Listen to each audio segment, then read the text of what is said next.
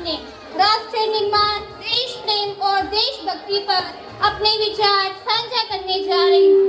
आजादी, आजादी का मतलब वही समझ सकता है जिसने कभी गुलामी की हो। हम सौभाग्यशाली हैं कि हमने स्वतंत्र भारत में जन्म लिया है, परंतु इतिहास हमें यह याद दिलाता है कि एक लंबे समय तक हमारा भारत विदेशी शासन और सत्ता के अधीन रहा। यूं तो आजादी की लहर 1857 में चल पड़ी थी, फिर भी एक लंबे संघर्ष के बाद 1947 तक आकर हमारा देश आजाद हुआ। 1947 तक आकर हमारा देश आजाद हुआ। प्राचीन, मध्यकालीन और वर्तमान के उदाहरणों से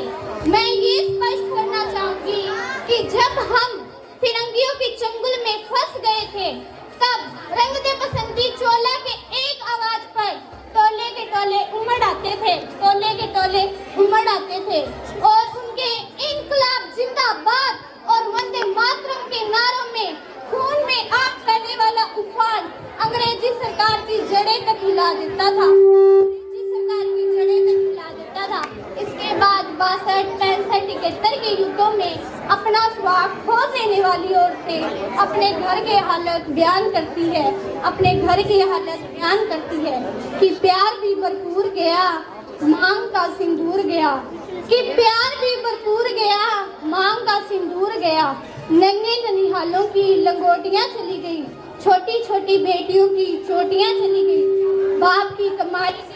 भाई की पढ़ाई गई। एक ऐसा विस्फोट हुआ, पता ही नहीं चला, पूरे जिस्म की बोटियां ही चली गई, पता ही नहीं चला, पूरे जिस्म की बोटियां ही चली गई। अरे आपके लिए तो एक आदमी मरा है साहब, मेरे घर की तो रोटियां ही चली गई, मेरे घर की तो रोटियां ही चली गई। इस तरह पूरा परिवार और समाज आज अपना राष्ट्र निर्माण और देश प्रेम साबित कर रहा होता था, तब देश बलिदान मांगता था, तब देश मर जाने को कहता था, तब देश मिट जाने या फांसी चढ़ जाने को कहता था, किंतु आज देश मर जाने को नहीं कहता, मिट जाने या फांसी चढ़ जाने को नहीं कहता, परंतु मेरे विचारों में जो व्यक्ति अपना कार्य, फर्ज, ड्यूटी पूरी लगन और पूरी ईमानदारी से कर रहा है, वही सच्चा देशभक्त है, वही सच्चा देशभक्त है।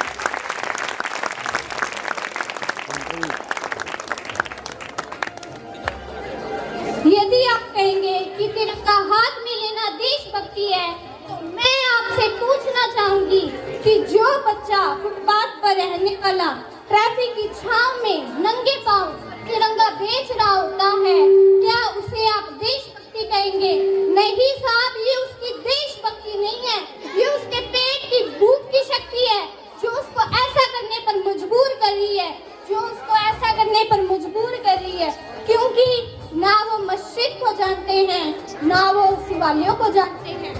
ना वो मस्जिद को जानते हैं, ना वो शिवालयों को जानते हैं। वो पेट के भूखे हैं साहब, वो केवल भोजन के निवालों को जानते हैं, वो केवल भोजन के निवालों को जानते हैं।